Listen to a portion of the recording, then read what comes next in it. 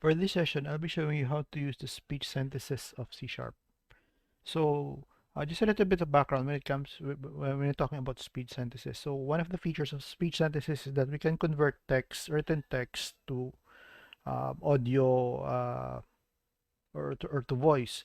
Although it's very much limited when it comes to its voices. There's only around two, by the way. We have male and female, but it's actually a good start if you wanted to learn how to use text-to-speech feature. Now, Python also has a text-to-speech feature, although I haven't tried using it.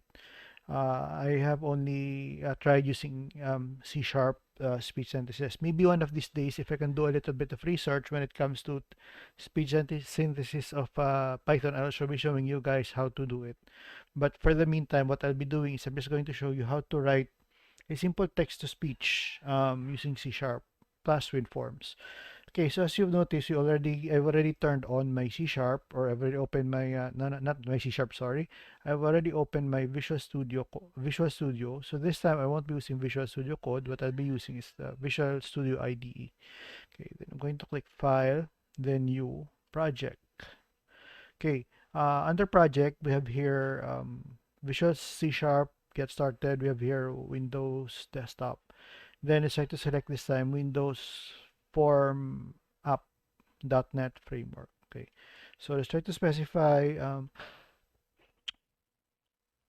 uh, text to speech WinForms. Okay, try to make it okay. Let's try to click OK. Next, let's try to click OK. So it will generate for us certain modules that will be used that we will be using. So we have here already our form 1. So let's try to do a little bit of design on form 1 first. Okay, let's try to make it a little bit small. For the size, actually the size can be found under properties. Then you can set the width and the height. So for the width, let's say I'm going to make it to 400. Then for 400, sorry. Where is it? 400. Then for the height, I'm going to make it to um, 500. Okay. So width and height is 400 for the width and height of 500 for the height. I'm also going to set the maximize button to false so that I won't be able to maximize the form. Okay, so it's still under properties. You have your maximize box. So I have to select false. Okay, let's try to save. Now as you, okay, we have here maximize. Let's minimize. Then where's maximize? Okay, we also have here maximize. So I set both my maximize and minimize box to false. So currently I can only close my form. Then for the name on the upper left part of my form, instead of form 1, which is the default name, we're going to change it to text to speech. Okay, we have here text to speech. Now, let's try to add our text box as well as our buttons. So we have here under toolbox, all windows form. Let's try to look for text box. This is our text box. Okay, so I have to select our text box. Try to maximize. One of the things that you can also notice is that it's not in multi-line format. So let's try to change it into a multi-line format. Okay, so we have here under property still multi-line, make it true. Okay, let's try to expand.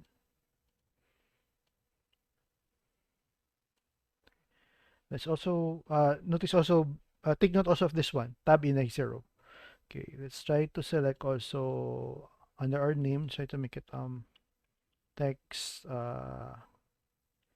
entry. Okay, save. Let's try still to go to our toolbox. Then we have our button. Okay, button 1.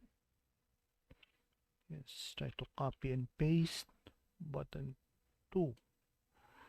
Okay, for button 1, okay, under name, try to change it to button speak. And for button 2, button cancel. Okay. Now for button 1, instead of just having button 1 for its default for its text, let's try to make it to say something. Okay, so it won't fit. Speak. Okay, make it speak. Okay, then try to put ampersand. As you've noticed, there's there's an underline under the letter P. Okay, try to I'll try to explain it to you later. What's the purpose of that particular underline? Then for button 2, okay, try to make it clear. Then okay, C ampersand LEAR, then S ampersand PEAK. So notice by the way that we have here tab index 0, tab index 1, and tab index 2. So that's the purpose of this one, by the way, is that every time you press your tab button or your tab key in your keyboard, it will be jumping from one form to another. Okay, so let's try to run this time our form. Okay, we go to click start. It will be compiling first. It's going to close my antivirus. Okay, still currently loading.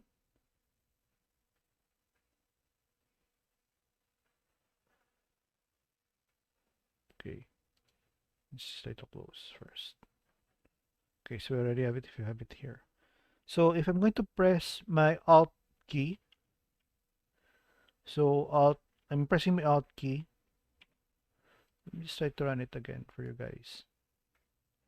So initially there's no underline on the letter P as well as the letter L. But if I were to press my Alt key, and you've noticed by the way that there's already underline on my letter P and underline on my letter L. So if I were to press Alt P, it's going to do something, or Alt L, it's also going to do something. Okay, let's try to close. Now, okay, let's try to code. Let's try to do a little bit of coding this time. I'm going to double click my buttons, this particular button, or the speak button. So it's going to generate for us an event.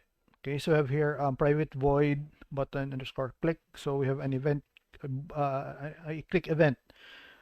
Before we can actually use the speech synthesis, we need to include it as part of our references.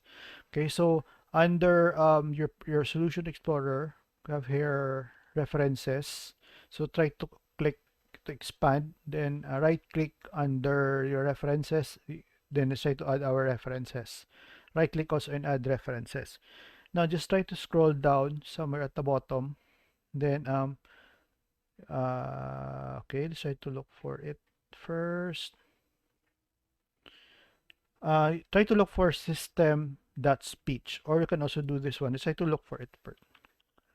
Okay, so you can just try to type speech on the search box, then try to put a check mark, then just click OK. So it will already be included in your references. Okay, next is let's try to do the code. Okay, so using system dot, okay, so let me just try to show you. You can actually use using system dot speech dot synthesis. Okay. Well, let's try to add this time speech synthesis. Speech equals new speech synthesizer. Now, assuming that you weren't able to include this particular line, and it's not highlighted in green, so it means it's not included. What you can basically do is you can just right click, then you have here actions and refactoring. Okay, so if we were to right click here, then we have here quick actions and refactoring. What you can do is you can select this first option. So you have here using system.speech.synthesis. So I'm going to select this one. So it will be automatically included on the top part, then as you'll notice also it becomes green. So let me just try to make it a little bit bigger for you. Okay, so let me just try to repeat it all over again. So I've what I basically did was just try to oh, we deleted it. Okay. Okay, so let's try to delete this one first. Okay. Now I wrote this one, speech synthesizer speech equals new speech synthesizer, but currently its references is not yet included on our header or on the top part of our it's not yet included.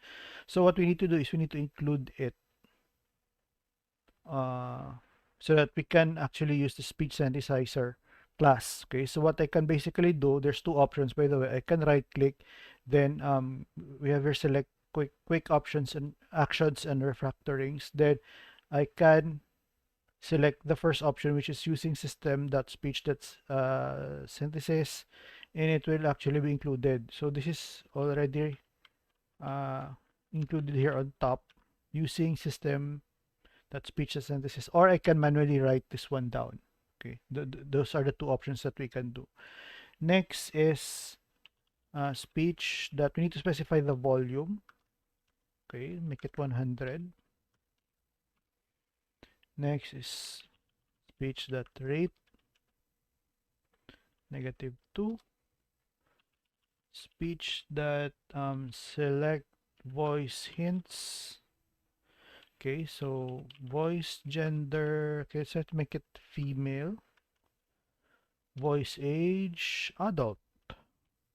Let's try to use child this time. I've been using adult for a while now. I'm going to use select child. Then speech dot. So this particular part is where we can be capturing what we have entered on our text box. So we have here this dot text entry dot text. Okay, so this time let's try to run our application. This is the whole code, by the way.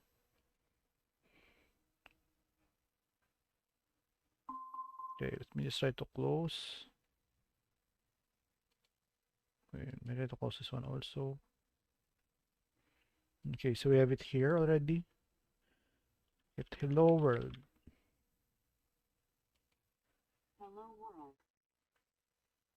Okay, it's not making any difference. Voice of the child or an adult. Hello world. But we were able to make it say something. Okay, so try to add a little bit longer. We try to add a text which is a little bit longer. Okay,